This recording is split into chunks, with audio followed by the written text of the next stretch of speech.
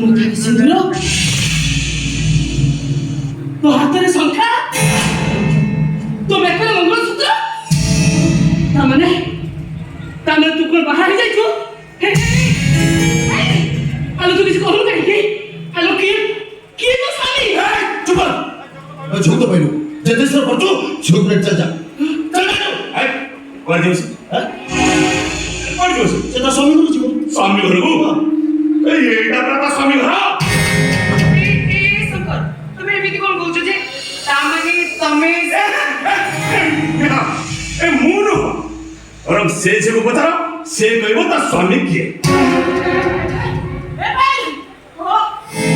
କହୁନୁ କାହିଁକି? କହ କିଏ ତୋ ସ୍ୱାମୀ? ଆରେ ମୁଁ କଣ ପଚାରୁଛି? ଆରେ ତୁ କିଛି କହୁନୁ କାହିଁକି? କହ କିଏ ତୋ ସ୍ୱାମୀ?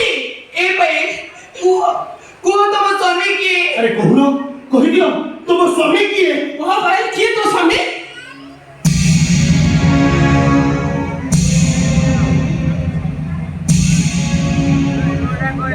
ମୋ ସ୍ୱାମୀ ଏ ଘରର ବଡ଼ ପୁଅ ସୁରେଶ ପଣ୍ଡା।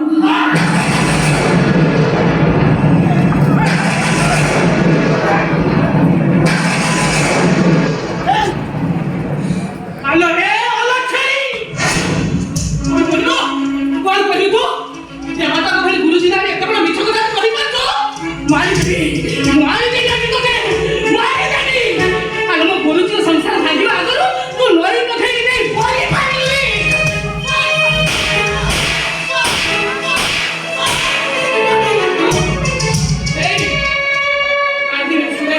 ମାରିଦେବି ବାବୁ, ଏଇଟା ପିଟି ମାରିଦିଅ ତୁ, ମାରିଦିଅ ତୁ ଏଇଟା ପିଟି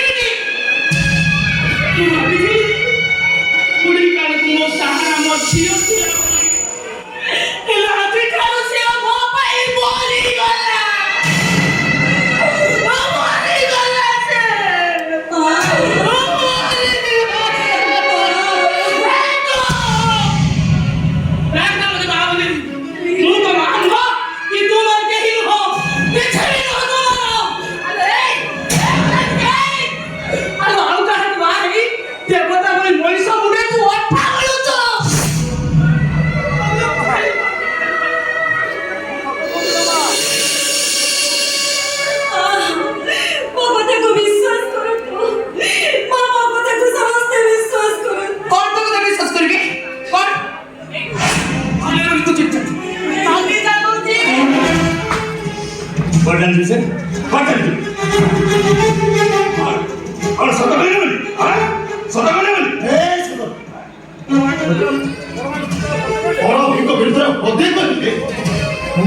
জীবন মারিদেবি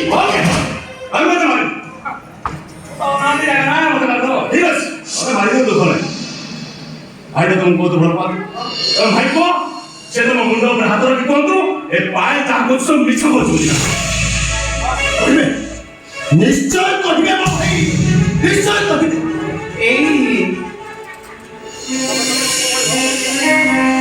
ତମେ ସତ୍ୟକୁ ପାଳି ବସି ପୁଅ ଭଳି ମଣିଷ କରିଛ।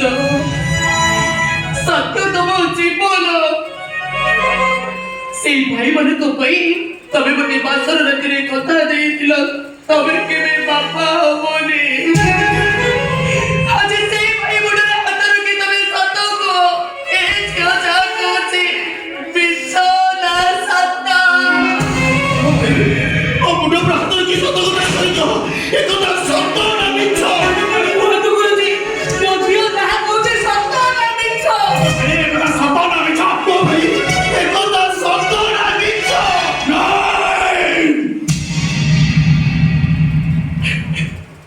ଏ କଥା ସତ।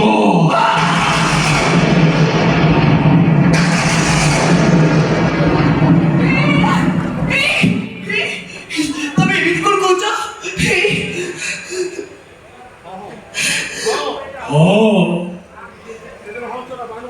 ସେଦିନ ହଂସଟା ବାଣୁଆର ଆଘାତରେ ଉଡ଼ି ଉଡ଼ି ଯାଇ ବୁଦ୍ଧଦେବଙ୍କ ପାଖରେ ପହଞ୍ଚିଲା। ଆଉ ବୁଦ୍ଧଦେବ ସେ ସରଟିକି ବାହାର କରିଦେଇ ଔଷଧ ଲଗେଇ ହଂସଟିକି ଭଲ କଲେ। ବାଣୁଆ ଦେବଦତ୍ତ ପହଞ୍ଚି ଅଧିକାର ଜାହିର କଲା, ଏ ହଂସ ମୋ। ବୁଦ୍ଧଦେବ ଦାବି କଲେ ଏ ହଂସ ମୋ। ତମେ କହିଲ ସୁରେଖା, ସେ ହଂସଟି ପ୍ରକୃତରେ କାହାର? ଭଲ କରିଥିବା ବୁଦ୍ଧଙ୍କର। ଏଇ ଭାଇ ସେ ହଂସଟି ବାଣୁଆ ଦେବଦତ୍ତଙ୍କର।